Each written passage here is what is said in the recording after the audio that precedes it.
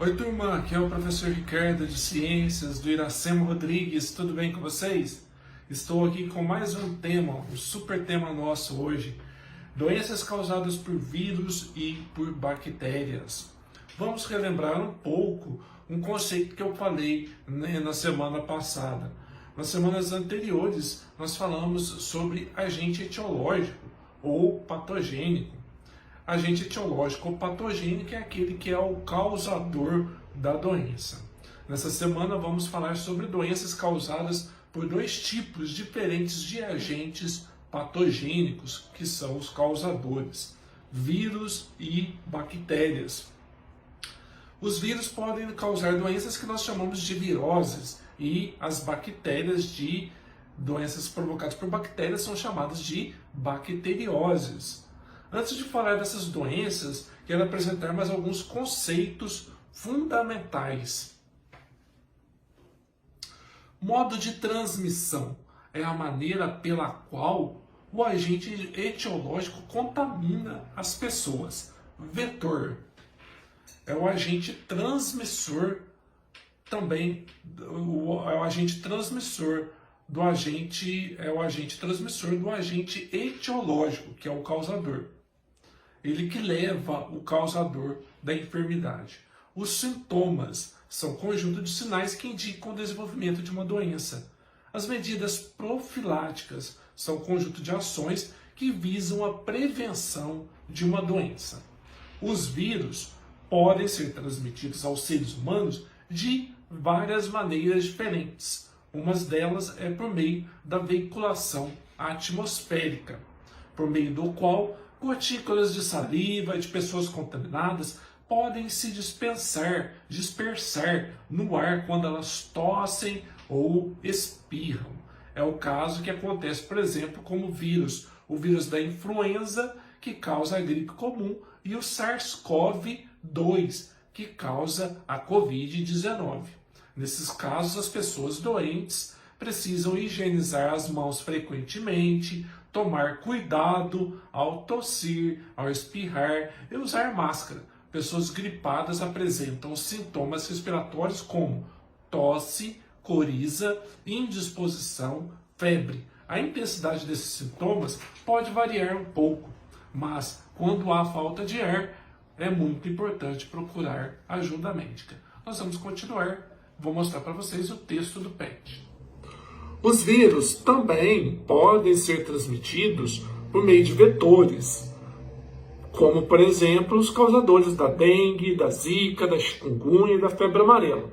Dores no corpo, nas articulações e febre são os principais sintomas comuns à dengue, a zika e a chikungunya.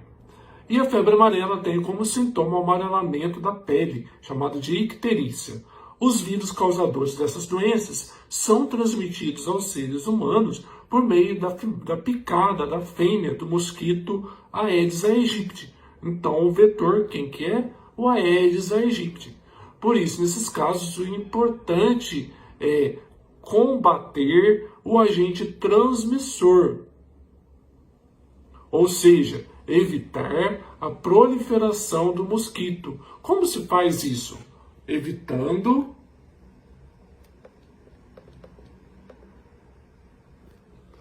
deixar lixo por aí para que não haja acúmulo de água parada, onde as fêmeas colocam seus ovos. No caso da febre amarela, ainda há a vacinação como importante medida profilática.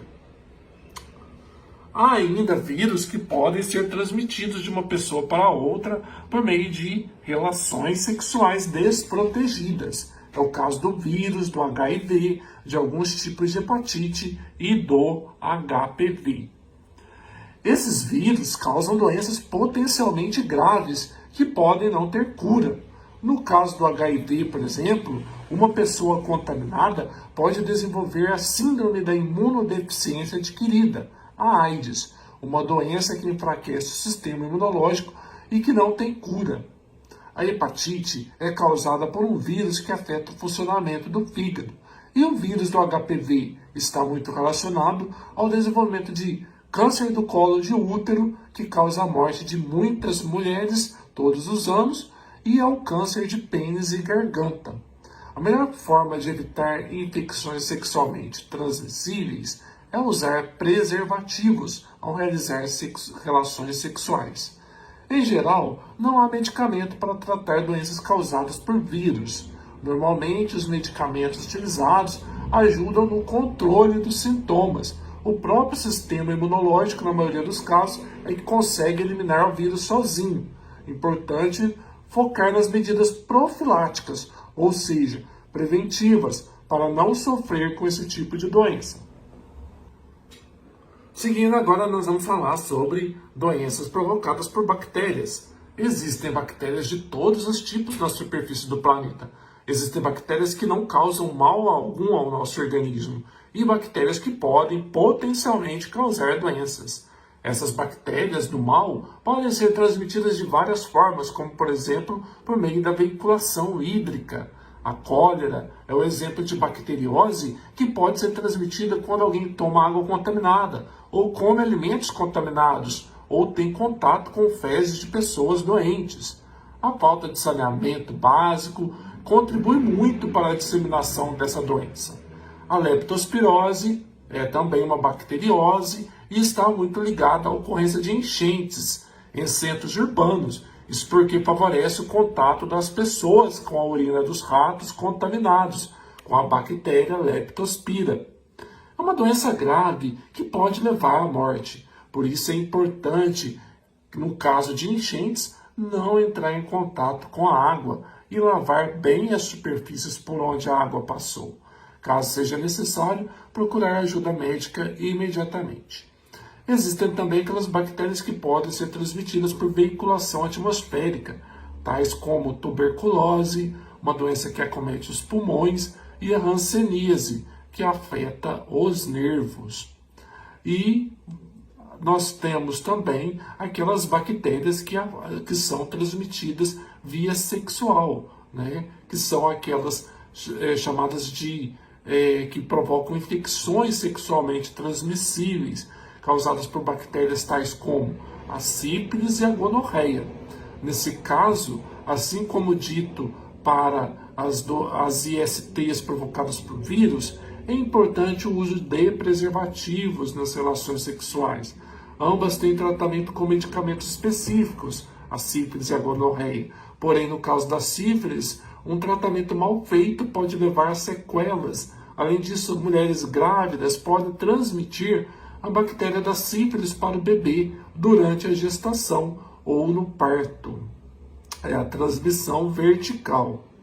Doenças causadas por bactérias podem ser tratadas usando antibióticos específicos que devem ser sempre prescritos por médicos. No controle dos antibióticos, no uso dos antibióticos, deve-se tomar muitos cuidados e evitar parar o tratamento antes de eliminar todas as bactérias maléficas.